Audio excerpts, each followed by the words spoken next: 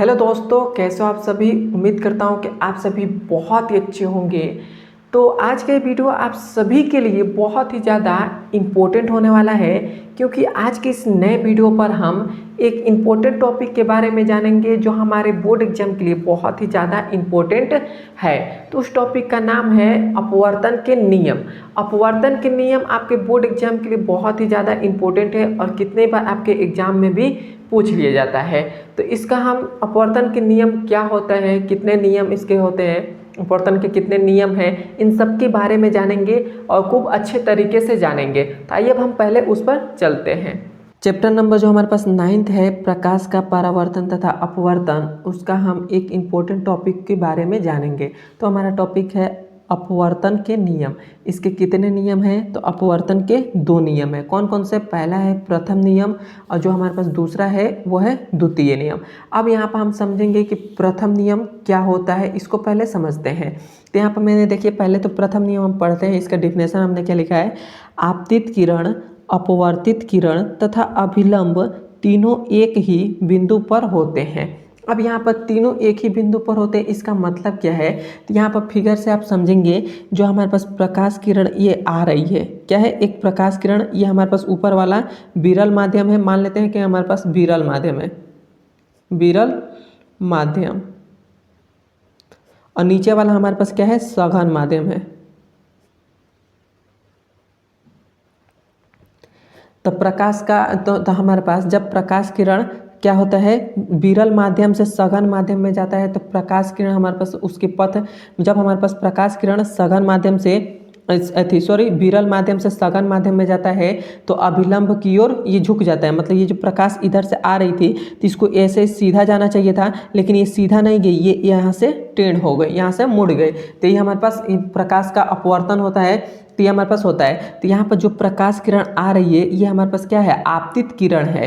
क्या है? यह आपतित किरण है। और जो हमारे पास यहाँ से इस मतलब यहाँ से माध्यम तो बदल गए, तो यहाँ से प्रकाश अब जा रही है, इसको इस जो जा रही है इसको हम बोलते हैं अपवर्तित किरण बोलते हैं। और यहाँ पे एक बीच में लंब है। तो वही हमारे बात ये कह रहा है, प्रथम नियम यही कहता है कि आपतित किरण और अपवर्तित किरण तथा अभिलंब ये तीनों क्या है? एक ही बिंदु पर हैं, और यही हमारा प्रथम नियम होता है। मैं आशा करता हूँ कि आपको समझ में आ गया होगा। क्या बोलेंगे?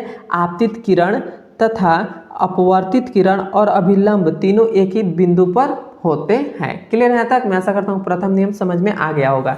अब देखते हैं द्वितीय नियम।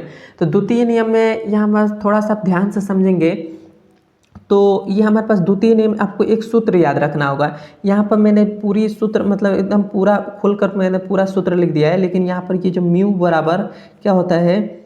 साइन आई, और बटा में क्या होता है? साइन आर होता है। तो यहाँ पर आप थोड़ा सा ध्यान से समझेंगे, ये हमारे पास आई क्या है? आपतन कोण है, और ये जो हमारे पास आर है अपवर्तन कोण है। और ये जो साइन है इसको हम मतलब ऐसे जया बोलते हैं, साइन को हम क्या बोलते हैं? जया बोलते हैं।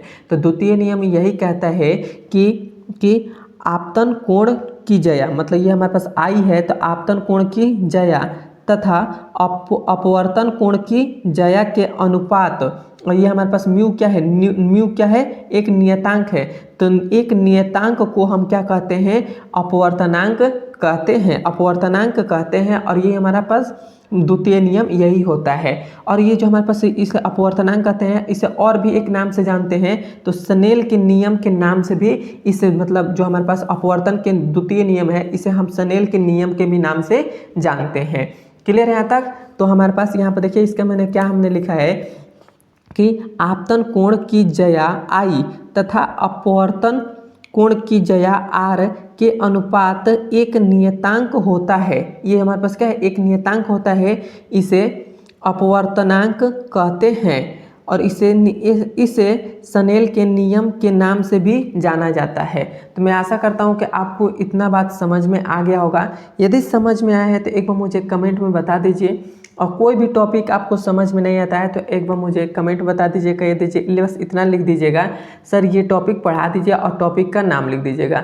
मैं उस पर एक नया वीडियो बना दूंगा। और ये हमारे पास वीडियो आपको समझ में आए, थोड़ा सा भी समझ में आए तो एक बार मुझे कमेंट में बता दीजिए, और मेरे चैनल पर नए तो मेरे चैनल को सब्सक्राइब कर दीजिएगा। अब हम मिलते हैं इसके अगले नंबर वीडियो में।